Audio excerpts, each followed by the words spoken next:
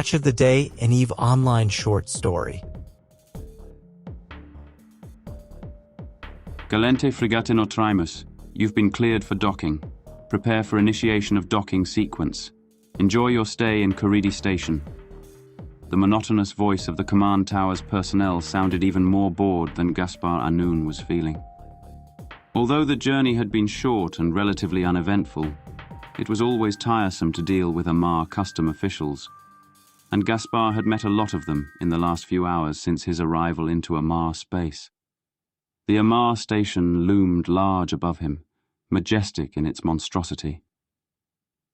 Gaspar swiveled his camera drone around. Behind him he saw a line of ships waiting to dock, while a handful of police vessels shuffled along the lines, keeping an eye on the foreign merchant ships. Looking forward again, he noticed that from his angle the sun was already partly obscured by the planet. It was late afternoon at the station. Gaspar felt his ship respond to the commands of the docking sequence sent by the command tower. The ship sailed in a gentle curve towards a docking bay close to the lower end of the station. Gaspar noticed that the docking bay was only half full. This year's trade fair wasn't particularly well attended, it seemed. The auto-control eased the ship into a berth, fastening it with a loud clank and a low hiss. The camera drone had entered the ship when it docked, and only the infrared sensors were available to Gaspar to get a picture of his surroundings in the few moments it took the berth crane to lift the capsule from the ship. Gaspar always hated these moments. He relied heavily on his camera drone to get a sense of his whereabouts, and with it gone, he always became uncomfortably aware of the sticky goo and the blackness enveloping him in the capsule. But this discomfort was offset by the anticipation that in a few minutes he'd be free of the confines of the capsule and his senses would again be allowed to feel and function normally. Gaspar washed himself clean in the neat little shower box adjacent to the disembarkation room. Then he dressed himself, putting on clothes he kept in the small storage box in his capsule. He chose a smart-looking suit with a long-sleeved jacket, nothing too fancy. He didn't want to irritate the Amarians too much by his appearance. Gaspar left the room and commissioned a cart robot to follow him, with his luggage taken from the ship's cargo hold. On the corridor connecting the docking area with the main body of the station, Gaspar was greeted by a short galantine in a ruffled suit. The man introduced himself, matching his stride with that of Gaspar's. "My name is Nine, Niedanai Nine. I have been appointed as your diplomatic attaché during your stay here." He wheezed, smoothing his greasy hair. "A diplomatic attaché, you say?" Gaspar said, hiding his surprise. "I don't recall having requested one." "It's the policy now, sir," Nine said with a tiny smile. "The Federation demands that all galantines wishing to enter into a formal trade agreement with the Amarians must be accompanied by a diplomatic attaché from the Foreign Ministry." "How very thoughtful of them. So, your role is what? Fetch my slippers, make me coffee, that sort of thing?" Gaspar answered sarcastically. "No, sir," Nine said, visibly hurt. "No. I'm to ensure that your dealings with the Amarians remain civilized and go through smoothly. In the last few months there have been numerous incidents where the negotiating parties parted on bad terms because of some real or imaginary slights. It is my job to make sure that any misunderstandings don't escalate into a serious breach." "I see. Tell me, Nain, you must have extensive experience in dealing with the Amarians, right?" Gaspar asked. "I have worked for the ministry for 14 years. During that time, I have analyzed and filed thousands of field reports on every race there is." "So you have no direct experience of a face-to-face contact with the Amarians?" Gaspar probed. "Well, Nain's face suddenly seemed flushed. "Not as such, sir. So correct me if I'm wrong," Gaspar said in an amused tone. "You, a man with absolutely no experience in dealing with the Amarians or anybody else for that matter, are going to supervise me, a 20-year veteran of interstellar trading, in how to conduct my business. Is that right?" "Well, I won't supervise as such. I'm more of an advisor, you see, Nain said hesitantly. Okay then, Mr. Advisor. Why don't you give yourself the advice to stay out of my face and we'll have peace and harmony all around? I'll quietly make my deal, and for you it's mission accomplished, Gaspar said convincingly.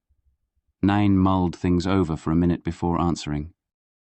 I guess that could work, as long as I'm present when you're conducting your negotiations, sir. Splendid. Stick to me, my dear Nidanai, and not only will we swing a hefty profit back home, sweet home, but along the way I'll teach you a trick or two about being a galantine super trader, Gaspar said raucously, and put his hand over Nain's shoulders. So, Nain, where are you from? Gaspar asked in a friendly tone. Me, sir? I'm from Sacrio, Nain replied, perplexed.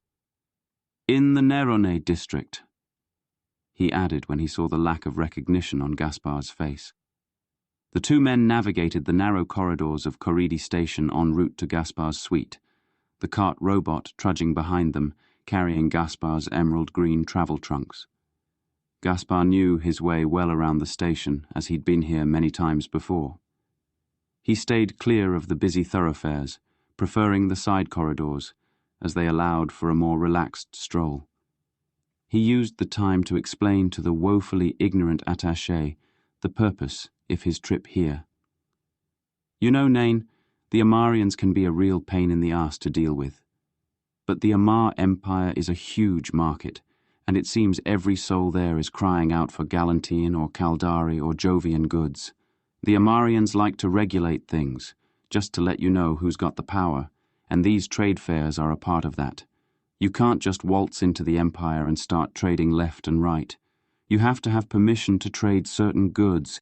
That's what these trade fairs are all about, establishing contacts, making trade agreements, getting permission. You get the picture. So it's not a market fair, then? Nain asked. Gaspar shook his head. No, he answered. There's very little actual trading going on. It's all about making those connections. Sir, I've been waiting here since yesterday morning when the fair started. Why are you running so late? The fair ends at midnight tonight, Nain inquired. It's all part of the head game, Gaspar said, tapping the side of his head.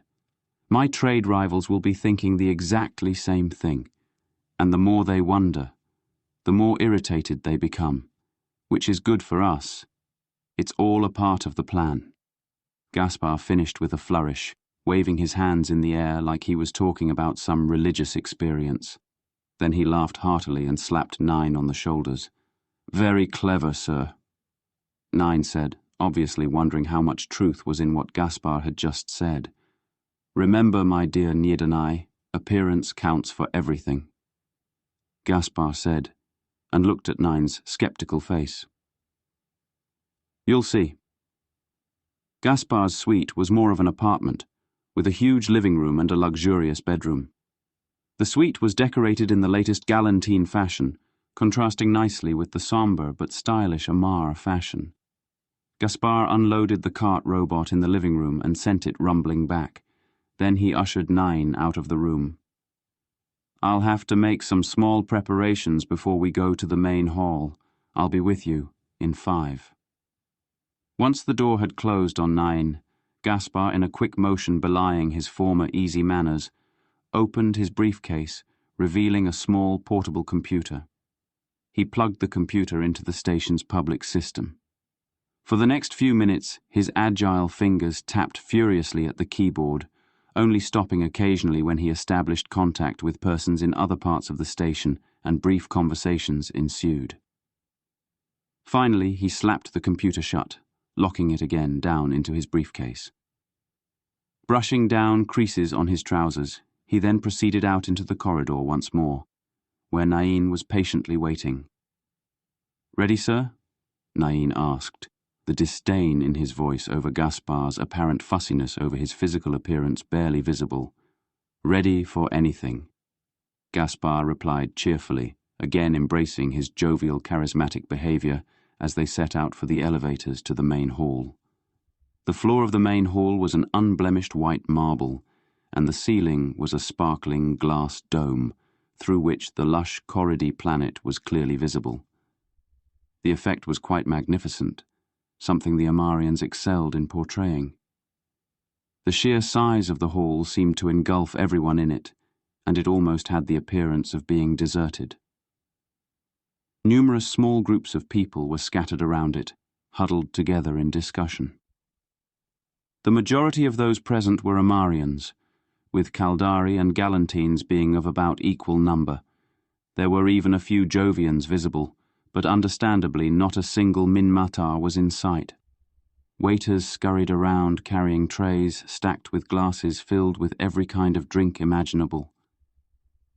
A gaudily dressed Galantine waddled towards Gaspar and Nain. The man was obese and reeked of greed. "I knew you would come, Gaspar, you bastard," the man almost shrieked, turning a few heads in the vicinity. "Not sure if could stomach another round against Anton, eh? I'm telling you, this time you'll leave empty-handed. Anton hasn't been idle in your absence." "No, he hasn't." "Well, well, well, if it isn't the great Anton Ecumide, master of shaky investments and lost deals," Gaspar replied, seemingly unruffled by Anton's rude manners. "Don't you taunt me, Gaspar. It will only make you look all the more of a fool when I've stolen each and every one of your deals from under your nose," Anton said, and grinned nastily. It didn't help his appearance a bit. "Let me introduce you, Nidanai. This is the esteemed entrepreneur Anton Ecumide. Anton, this is my diplomatic attaché Nidanai 9, Gaspar said, continuing to ignore Anton's outbursts. "I see yours sticks to you like a fly on shit. How appropriate. I kicked mine out the moment I arrived. I believe he's sulking in some corner composing a complaint to his superiors," Anton said nastily. "Ah, I saw pity on the poor lad. I'm teaching him the ropes of interracial trading," Gaspar said. Anton replied, addressing 9. "Watch out, boy. Don't let the manipulative bastard screw too much with your mind. As for you, Gaspar, I hope you'll sleep well tonight." With that, Anton stormed away, giving Gaspar an evil side look as he passed him. "I can sense you two share a lot of history," Naine said to Gaspar once Anton was out of earshot. "Yes, our paths have crossed many times in the past. Old Anton never seems to get the breaks, and he blames me for his bad fortune," Gaspar answered. "And is he right? Are you to blame?" Nain inquired. Gaspar just smiled, clasped his hands behind his back, and ventured further into the hall at a leisurely pace. Gaspar set the course for a couple of richly dressed Amarians standing by themselves. Once close enough to be heard, Gaspar said, "Governor said Inad, you're looking older than ever." 9 jumped at the words, fearing the Amarian would flare up at the insult. But when the older Amarian just smiled, he remembered that to the Amarians looking old was a sign of maturity and stature. The younger Amarian, probably still in his 20s, had even made obvious efforts to make himself look older than he actually was, thinning his hair and painting his face pale and gaunt. The older Amarian, the one Gaspar had addressed as governor, was at least a century old. The two shook hands. They undoubtedly knew each other well. "Gaspar Anon," the governor said warmly. "So you turned up after all." The old man indicated the younger Amarian standing beside him and continued, "This is my nephew, Tarnak Nas Innad. We're searching for a suitable position for him." The young man bowed a little to Gaspar. "Of course," Gaspar said nonchalantly.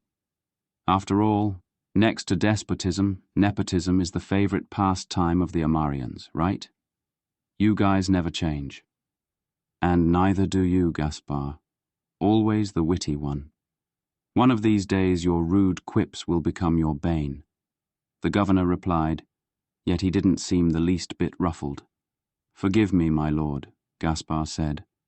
"Unfortunately, Asslicking 101 wasn't on the curriculum at my school. Instead, I had to learn such useless tasks as adding and subtracting. Such a pity." By now 9 was literally jumping from foot to foot in his anxiety, fearing the worst. Gentlemen, meet my diplomatic attaché, Niedanai 9. He seems a little agitated at the moment, Gaspar said, and turned to 9. What's the matter? You need to use the little boy's room? 9, noticing that the Amarians were still calm despite Gaspar's words, composed himself. No, sir. I'm fine. Don't mind me. He finally murmured. Gaspar turned back to Governor Sedinad. How's the wheeling and dealing going? The governor asked. I just got here. No time to screw anybody over yet. Gaspar answered jokingly. And the upper bill deal? The governor inquired, taking a sip from his glass. On schedule. It can proceed. Gaspar answered, giving Nain a glance. The governor stood silent for a minute, sipping his wine. So what's this I'm hearing about you trading in Caldari wares, Gaspar? He finally asked. Pure coincidence. I happened upon this heap of excellent Caldari scanner systems a while ago. Dead cheap. You know I'm not scrupulous about what I sell. Or to whom. Gaspar answered. Well, lucky for you then. Scanner systems are always in demand. Anywhere. The governor said innocently. My thought exactly, Governor, Gaspar said. Now, if you'll excuse me, I'm going to mingle a bit. The Amarians nodded their heads in farewell, and Gaspar and 9 did the same. Then Gaspar set out for a group of Caldari standing near the main entrance. 9 took the opportunity to berate Gaspar. What you did was very dangerous, sir. The governor could easily have been offended, and where would you stand then? He said. Me and Governor Sedinad go way back, Nain. He's as close to being a friend of mine as an Amar holder can be. Besides, I've told you, it pays to get people on the edge, Gaspar answered. I'm still not convinced of that, sir, 9 said sourly. Look, it's very simple, Gaspar explained. Both the Amarians and the Caldari put a huge stock in maintaining their dignity and posture. If you crack that mask a little by unorthodox behavior, you make them uneasy, unsure of the situation. Pierce that crack a bit more open, and before long you have them eating out of your hand. And that, my dear Niedanai, is the whole idea. By now they were very close to the Caldari group. Nain saw by the military uniforms some of them wore that they were representatives of the CBD Corporation. The Galantines stopped just outside the little group.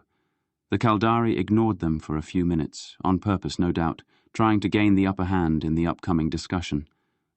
Finally, one of them, apparently the head of the delegation, turned towards them. He was a tall, grim-looking man in a military uniform. I'm Major Atimitucci. The man gave a brief military salute. Whom do I have the pleasure of conversing with? He continued in a formal tone, looking questioningly at Gaspar and 9. I'm Gaspar Anoun. This is my diplomatic attaché, Niedanai 9, Gaspar said, giving a mock salute in response, something that didn't go down too well with the Caldari. Ah, so you're Anoun, the major said. I should have recognized you by your flamboyant arrogance. The one and only, Gaspar said, showing no sign of irritation over the major's insult. Tell me, Major, this is a trade fair. Where's the war? Why this military showdown? The Amarians respect power, Mr. Anoun. They, like everybody else, want to make sure that what they've bargained for gets delivered in one piece. Now, with all those pesky Minmata's pirates around, the Amarians appreciate all assurances that the border zone trade routes are safe, the major said confidently. So you're giving us safe delivery guarantees? That must cost a bit, Gaspar said. Our trade package is very reasonably priced, Mr. Anoun, and most importantly, for a few extra credits, every item is guaranteed to arrive safe and sound. That's naturally much better than never getting anything at all. Is it? Gaspar looked surprised. Gosh, I never would have thought of that. You Caldari sure do think things through. The major seemed to inflate with smugness. Beneath that dignified exterior hid a pompous man, Nain thought. And Gaspar flushed him out right away with some silly sarcasm, something most people saw right through. Well, Too bad for you, then, that the Amarians are planning on dealing with me, Gaspar continued. The Major exhaled, his face turning red. What? He shouted. So you're the one that have been offering our scanners to the Amarians at a ridiculous price, eh? Well, I'm interested to know where you got your product from, Mr. Anoon. I wouldn't be the least surprised if we found out that these were stolen goods. Don't look so offended, Mr. Anoun. It isn't your style. So, can you show us legitimate papers to certify where you acquired the scanners? Suddenly, the Caldari seemed more menacing, looming over the two Galantines. Gaspar took his time reaching for a glass from a passing waiter's tray and taking a sip before answering the Major's accusations. Your paranoia amuses me, Major. I will indulge your interest. I got them from Iria Base. Gaspar reached into his pocket and produced an ID chip, handing it to the Major. Check this out. It should satisfy your curiosity. The Major gave the chip to one of his assistants, who inserted it into his Palm computer. He scanned his screen for a few minutes before speaking. The chip seems to be authentic, sir, the assistant said. Just to make sure, contact Iria Base. Check their logs, the Major said, handing the ID chip back to Gaspar. The assistant established wireless contact to the Corridi station's mainframe and requested a comm link to Iria Base. Gaspar put the chip back in his pocket, and Nain noticed he seemed to finger something in his pocket for a second before retrieving his hand. The assistant fiddled with his Palm computer for a minute before speaking again. Sir, we're unable to establish contact with Iria Base. There's some interference. The Amarians think it's one of these sun flare phenomenons. The Major seemed disappointed. Well, Mr. Anoon, how fortunate for you. You seem to be sweating there, he said. The idea of all the credits I'll make on these scanners tonight makes me all hot, Major, Gaspar teased. The Major frowned. Good evening to you, Mr. Anoon, and don't expect to get lucky every time, he said, and prepared to leave. Believe me, Major, luck has nothing to do with it. Gaspar replied and raised his glass in farewell. Gaspar and Nain watched the Caldari delegation depart, the Major cursing the poor assistant for his incompetence. Come, Nidanai, let's return to my suite, Gaspar said, and started to leave the main hall. Nain was stunned. But Mr. Anoun, you just got here. You haven't made any deals yet, he said. There are still 2 hours till midnight, plenty of time, Gaspar said, while they waited for an elevator. If I may say so, sir, I don't understand why you're trying to outbid the Caldari on their own product. It seems so far-fetched. And what is this upper Debil deal you and the governor were talking about? Nain asked, his curiosity getting the better of his manners. It will all be revealed in good time, my dear Nidanai. For now, let's just say that I'm playing the head game for the high stakes. It's all about keeping your adversaries occupied. Gaspar answered as they entered the elevator. Once the elevator's door had closed behind them, Gaspar fetched a Palm computer from his pocket. He frowned at it for a moment.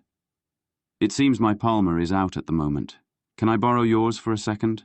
I just have to send one simple message, Gaspar asked. Sure. Here you go, sir.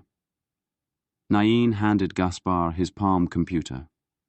Gaspar operated it quickly and efficiently and finished before the elevator reached their floor. Nothing more was said before they came to the double doors leading to Gaspar's suite. Gaspar spent some time staring at the doors like he was expecting them to open on their own. Finally, the two of them entered the suite. Gaspar sat by his desk and once again opened his briefcase with the portable computer. He established a comm link and briefly chatted with a Galantine on the other end. Who was that? Nain asked when Gaspar had closed his briefcase. That was my good friend Barrador. He's organizing a little something for me later tonight, Gaspar answered. Nain stood mulling things over for a while before he poured himself a glass of water from a jug on a side table. I wouldn't drink that if I was you, Gaspar said as Nine raised the glass to his lips. Eh? Why not? Nine asked. Because there is a sleeping potion in there. It will put you to sleep for the rest of the night. Gaspar answered. How do you know? Nine said, putting the glass down. Because the fool Anton Ecumide more or less blurted it out when we ran into him. And when I noticed that someone had fiddled with the lock on our door, it was easy to figure out. But now we must ready ourselves for the night. Don't you have anything better to wear than that wrinkled suit? Gaspar asked. Nain looked down on his suit. Yeah, I've got a spare suit, he answered. Good, why don't you change into that and meet me here in 15 minutes, Gaspar said. Very well, sir, but I can be ready in 5. Naine said. But I can't, Mr. Naini. 15 minutes, okay, Gaspar said. Once Nain was out of the room, Gaspar once more got his portable computer out of the briefcase and fired it up. First one to appear on his screen was Governor Said Innad. Well, Gaspar asked. He bought it. Double what we'd figured. The governor said, smiling. And the Caldari? He asked. They took the bait. Expect to haul them in later tonight. Gaspar answered. That only leaves our little deal. He finished. Yes, of course. I'll give you the confirmation later tonight, and the guards you asked for will be ready, as you requested. The governor replied. Good, good. Then all is settled. See you tonight. Gaspar said, and cut off the link. He established another connection. This time a serene Jovian face appeared on the screen. Nain was waiting patiently outside in the corridor when Gaspar left his suite some 10 minutes later. Nain looked marginally better in a light grey suit, but still left a lot to be desired. Where are we going, sir? Nain asked. Now, my dear Nidanai, I'm going to show you how real Galantines conduct their business, Gaspar exclaimed.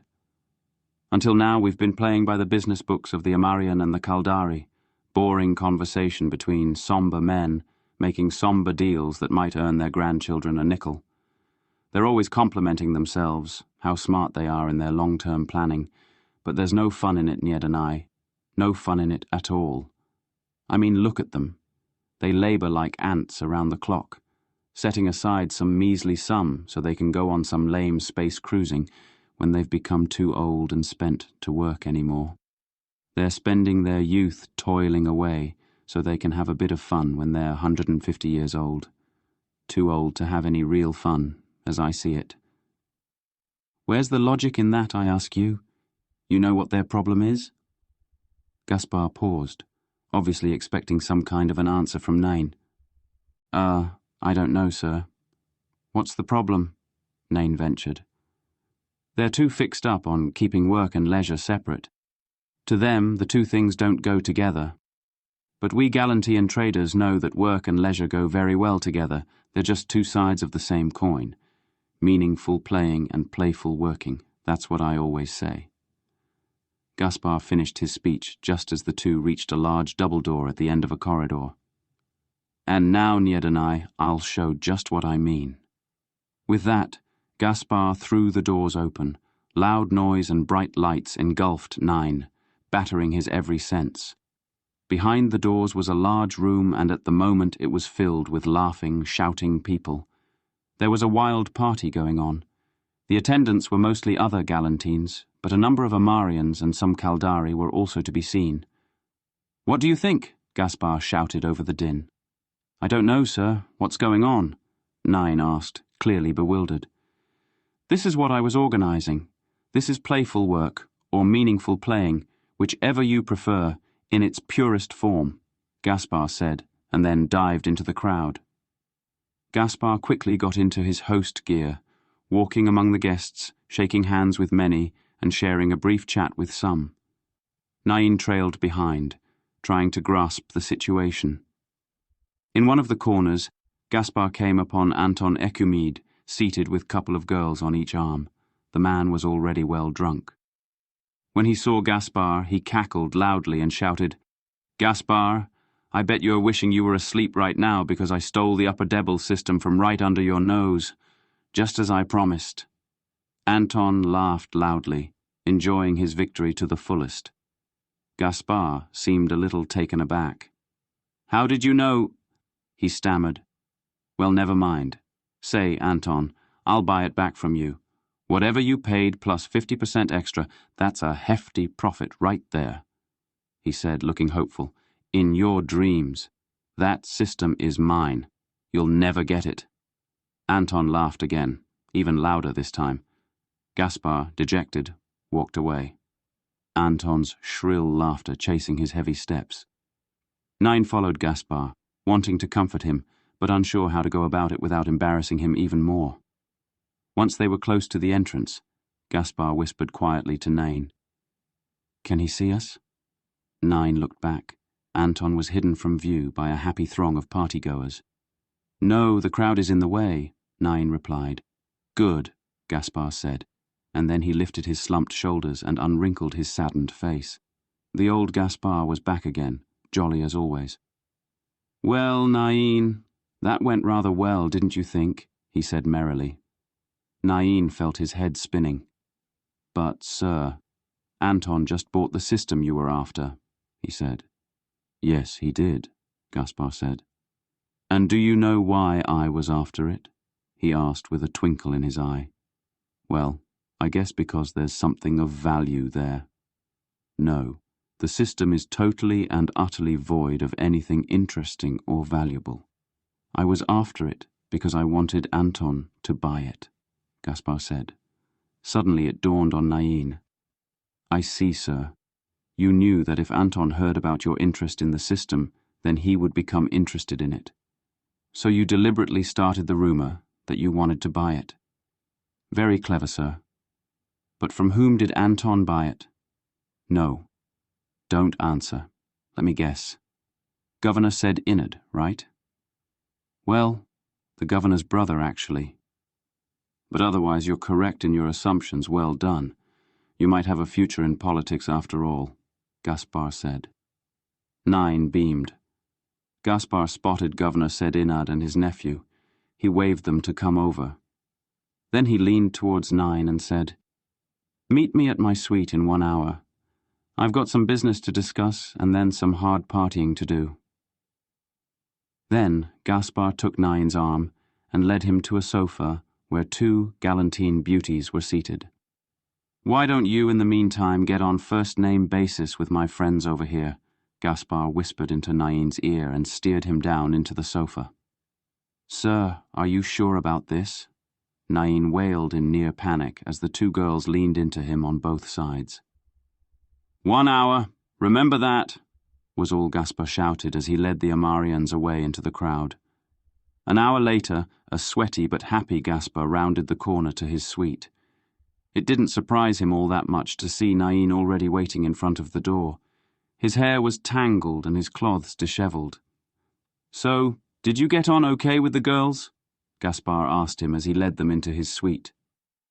We're like animals, Nain exclaimed, clearly still flustered from his encounter. Oh, you lucky man, Gaspar said, smiling. The 2 men entered the living room. 2 heavy-set Amarians were seated near the door. They stood up when Gaspar and Nain came in. Ah, gentlemen, Gaspar said, not the least surprised to see the 2 Amarians there. Gaspar seated himself while the Amarians planted themselves on either side of Naina. Well, Nain, I'm afraid this is the end of the road for you. Gaspar signalled the Amarians, which promptly pinned Nain's arms to his sides. Nain's face registered astonishment and fear in equal proportions. What's the meaning of this? I will let you know that I'm employee of the Foreign Ministry. They'll surely hear about this, and then it's the end of the road for you, pal, Nain said, anger welling up in him. I'm afraid not. The Foreign Ministry has fired you and absolved themselves from any fate that may befall you. And your fate is in my hand, Gaspar said harshly. I can see you're confused, Mr. Nain. I'll make things a bit clearer for you. I know that you're a Kaldari agent. Nine licked his lips, but otherwise his face was impassive. For a minute, neither man said a word. Then Nine spoke. "You come here all high and mighty, constantly making boisterous remarks and outrageous claims. But now, you have gone too far. I'm afraid I cannot let these accusations go unanswered," he said, sounding confident, but sweating profusely. "Don't bother with the lies and denials," Gaspar said. He reached into his pocket and produced a small datavis chip. He activated it, and a pale hologram sprouted from the floor between the pair. Even if it was grainy and occasionally out of focus, the men in the hologram were clearly the Galanty and diplomatic attaché Nirdanai Naine and Major Ati Mitucci of CBD Corporation. The two were conversing in hushed tones in a bar or restaurant, it seemed. "Do you want me to turn the sound up?" Gaspar said. "It's pretty condemning, what with you spilling your guts about all sorts of interesting issues, supposedly a secret. I have a whole stack of these holograms." Nain seemed to go weak at the knees, slumping like a drunken man. Then he contemplated for a moment, trying to escape the steel grips of the hulking Amarians, but thought better of it. "Your fate is sealed, my dear Nirdanai," Gaspar said, driving the facts home. "What made you suspect me?" Nine finally moaned pathetically, seeing no point in trying to deny anything anymore. He was clearly crestfallen, his little world collapsing around him. "Huh. You're more Kaldari-like than many Kaldari I know. You practically reek of being their spy." Gaspar answered. "All I needed was a confirmation, and I got it earlier tonight from a Jovian contact I have. Do you know what I had to pay for a proof? Do you know what you're worth to the Jovians?" Gaspar taunted. Nain shook his head. "A rock. A medium-sized rock from Galente Prime. Not a special rock at all, just a rock. Don't you find that funny?" Nine Vas, visibly shaking by now, his body hanging limb between the Amarian strongmen. Gaspar continued, "But then again, I understand that is the standard price for a Kaldari spy. A medium-sized rock from Galente Prime. Weird, don't you think? If you ask me, I think the Jovians are conducting a little experiment. Are there more Kaldari spies within the Galente Federation than there are medium-sized rocks on Galente Prime? I don't know. Maybe one day we'll have to go to the Jovian Empire to visit our ancestral planet." Gaspar let out a short laugh at the thought. "What are you going to do to me?" Nine whispered. "I'm selling you to the Amarians," Gaspar said coldly. "Oh, don't worry. You'll be well cared for. You're going to one of their better slave plantations. I gather the work is not so hard there once you get used to the heat. I hear they got a slave spokesman there, sort of like a union leader. I'm sure if you put the things I've taught you tonight to good use, you can work your way up to it. And until then, remember, playful working. Take him away, boys." The Amarians started dragging Nine towards the door. Wait, Nine wailed. "Answer me just one question. How did the Kaldari deal go?" Gaspar motioned the guards to halt. Then he withdrew the ID chip from his pocket and threw it at Nine's feet. "That chip is a phony, Mr. Nine. Just like you," Gaspar said. "It was all a ruse, a bit of a trickery by me and Governor Sedinad. He got the Kaldari to lower their price by 15%. I'll get a share of the profit, and my own little deal involving Galantine-made ship thrusters went through smoothly, what with all my rivals focusing on something entirely different. I guess Major Mitucci is quite pleased with himself at the moment for outbidding my Kaldari scanners, but I'm not so sure if his superiors will agree when they discover that I've never bought any scanners on Iria Base. That's what happens when they send amateur negotiators to do a real man's work. Goodbye, Mr. Nain." The two guards dragged the whimpering man out of the suite. Gaspar sat down at his desk, pouring himself a stiff drink, and DNA drug tested it before sipping. He ran the events of the day through his head. The thruster deal alone netted a hefty 200% profit, and his share of the Upper Debble sale and the Kaldari deal was not too shabby either. Firing up his portable computer, he scanned his diary, making a few notes and reflecting upon those things next on the agenda. he established connection with the station management office. "Wake me up at 7 a.m. tomorrow," he said to the receptionist, glancing at his timepiece. "And can you contact the docking bay and make them have my ship prepared at 8 a.m. "Yes, sir. Have a good night." The receptionist answered. Gaspar leaned back in the chair, taking another sip. "Tomorrow it's Hrokur Station for those sly Crusoals and their contraband goods. And the day after, well, let's not waste today thinking too much about future days. I'll play it by the ear as always." Gaspar thought. Saluting himself in the mirror, he drank the rest of the spirit and went to bed.